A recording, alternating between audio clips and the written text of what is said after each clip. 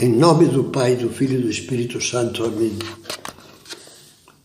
Vinde, Espírito Santo, enchei os corações dos vossos fiéis e acendei neles o fogo do vosso amor. Enviai o vosso Espírito e tudo será criado, e renovareis a face da terra. Vamos dedicar essa meditação às nossas palavras. Será que as nossas palavras fazem mais amável e alegre a vida dos outros, ou pelo contrário, as nossas palavras a tornam mais desagradável e triste? Vamos começar a meditação com duas frases da Bíblia. Uma é do Antigo Testamento, do livro dos Provérbios. Diz: os lábios do homem bom dão alimento a muitos corações. A outra é do Novo. É um conselho de São Paulo aos Colossenses. Que as vossas conversas sejam sempre amáveis, temperadas com sal, e sabeis responder a cada um oportunamente. Todos os dias dizemos palavras mais ou menos. Todos os dias nos comunicamos, pelo menos um pouco, com os outros. As nossas conversas, que lhes trazem? Mel ou fel? Estamos meditando sobre tornar a vida agradável, amável. Vamos pensar aqui no que fazer para que as nossas palavras levem ao próximo mais mel do que fel e correspondam ao que diz o livro dos Provérbios. As palavras agradáveis são como um favo de mel, doçura para a alma. Vejamos vários tipos de boas palavras que transmitem vida, ajuda e alegria aos demais. Palavras de interesse. As nossas palavras sempre mostram o nosso coração. Como dizia Jesus, a boca fala daquilo de que o coração está cheio. Se valorizamos os outros, se como cristãos que desejam viver de amor queremos bem aos outros, isso vai se notar. No modo de cumprimentá-los, não formal nem com um sorriso forçado, mas com olhar e gestos afetuosos e interessados. No que lhes perguntamos, pois isso manifesta que as coisas deles nos interessam. Algum problema de família, de trabalho, de saúde. No respeito com que os ouvimos atentamente, valorizando as opiniões deles, em vez de discuti-las, quando divergimos. No acompanhamento frequente de situações difíceis e dolorosas, imagine agora, pessoas que sofrem por parentes muito próximos internados ainda por causa da pandemia. Acompanhar, manifestar interesse sobre o modo como evoluem, oferecendo-lhes orações. Ao lado das palavras de interesse, palavras de afeto. Palavras afetuosas, ditas sem afetação e sem exagero, com sincera naturalidade, com substância de amor, são uma maneira de tornar a vida amável.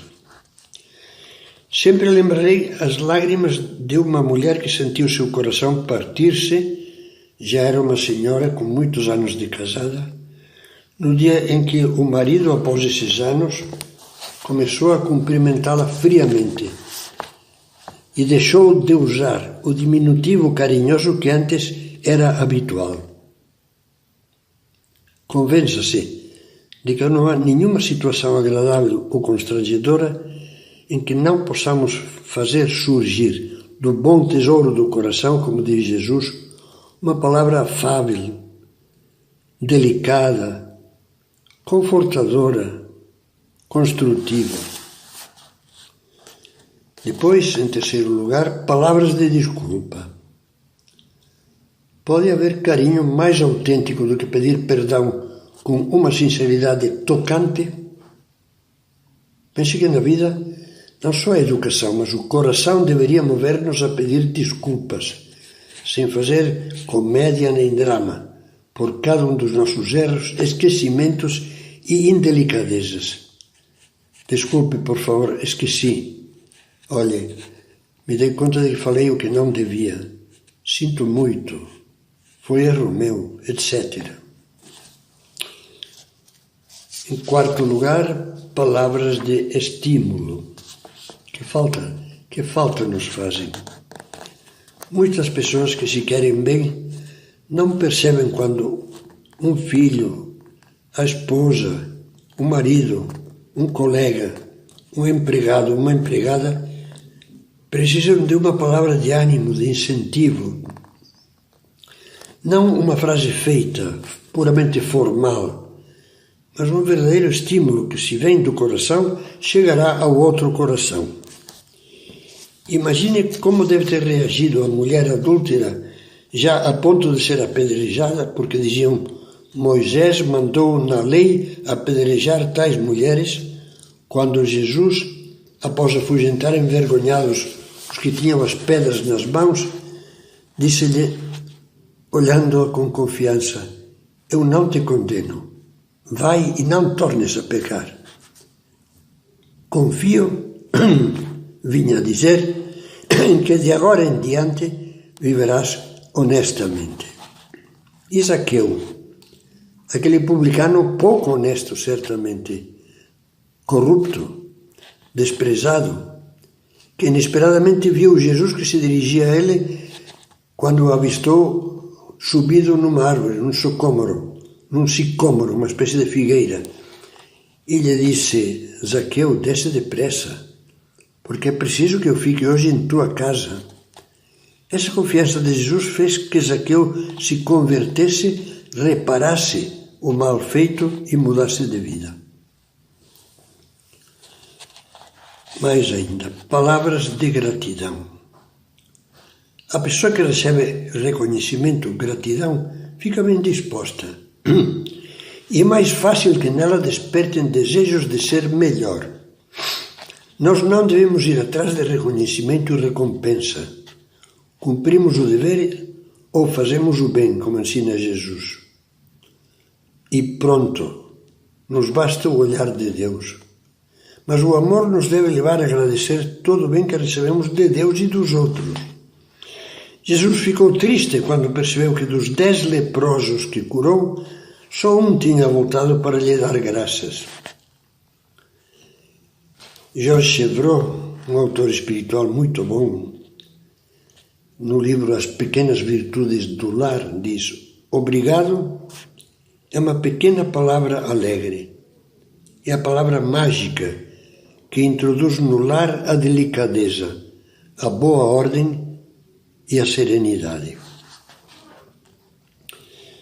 Procuremos também que as nossas palavras sejam dignas.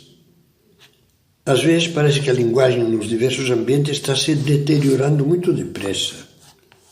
Não só pela pobreza gramatical que existe, mas sobretudo pela admissão massiva da grosseria e da fala chula. É como se muitos achassem bonita uma cultura de chiqueiro. Todos conhecemos, concordamos em que as palavras atenciosas e delicadas, sem artifícios, sem barroquismos, que essas palavras delicadas criam um clima amável e dão alegria ao convívio. Quando as palavras despencam na baixeza, também se deteriora o trato mútuo e afunda o sentido moral e a fineza da consciência. É importante também, nesse tema das palavras, saber dar negativas amáveis. Há pessoas que não sabem dizer não e assim complicam a vida própria e a alheia, porque às vezes é necessário dizer não. Além da negativa enérgica perante o que ofende a Deus e mancha a consciência, uma negativa que devemos dizer, pelo menos com o coração e a atitude, há outras negativas necessárias em relação a coisas boas em si mesmas, mas que, tendo em conta o tempo e as circunstâncias do momento, podem causar uma desordem, um abandono do dever ou um prejuízo a outros, uma injustiça. É o caso, por exemplo, dos convites ou compromissos, mesmo relativos a matérias boas e até religiosas, que, se são aceitos, impediriam de cumprir devidamente deveres familiares ou profissionais importantes. É expressivo o velho ditado hispânico: a mulher que pela igreja deixa a panela queimar tem a metade de anjo e do diabo a outra metade. É claro que isso não pode ser alegado como desculpa para fugir de tarefas apostólicas ou caritativas, que, se tivéssemos mais ordem e mais espírito de sacrifício, seriam perfeitamente compatíveis com os demais deveres. O importante é saber dizer não de modo amável. Lembro o caso daquele padre já velhinho, meu amigo, que quando uma pessoa ia pedir-lhe confissão na hora exata em que já se encaminhava paramentado para o altar, a fim de rezar a missa para o povo, na paróquia, não respondia asperamente: você não vê que estou paramentado, que estamos para rezar missa? Sorria e dizia em tom afetuoso: claro, com todo o prazer, veja, agorinha estou indo rezar a missa, mas logo ao terminar vou atender com todo o prazer a senhora nesse confessionário aí ao lado. Também são importantes as palavras, e muito importantes, as palavras que trazem Deus aos outros. São as mais amáveis, desde que não se trate de um sermão inoportuno. Serão boas e amáveis se brotarem de um afeto reconhecido e sentido pela pessoa que ouve. Se forem ditas na hora certa e não intempestivamente, e ainda se corresponderem a um exemplo pessoal que cativa. Então, sim, é muito amável procurar despertar nos outros, em confidência a sós, a sede de Deus, o desejo de conhecer o Evangelho, o propósito de orar, de ler um bom livro de formação cristã, de participar da Santa Missa ou de um grupo de espiritualidade, de procurar um orientador espiritual, etc. Veremos isso mais detidamente em outra meditação mais para frente.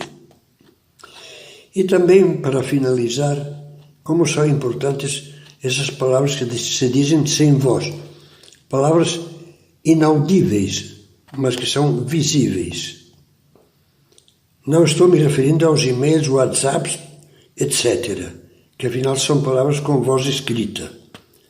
Estou me referindo a outro tipo de linguagem. Quantas coisas podem ser ditas com a expressão facial, com um olhar, um sorriso, um gesto. Todas essas formas de comunicar-nos muito vivas são facas de dois gumes. Podem dizer só com os olhos e o gesto da boca coisas horríveis, de ódio, de desprezo, de nojo, de repúdio, ou coisas amáveis, de amor, de pena, de compaixão, de serenidade.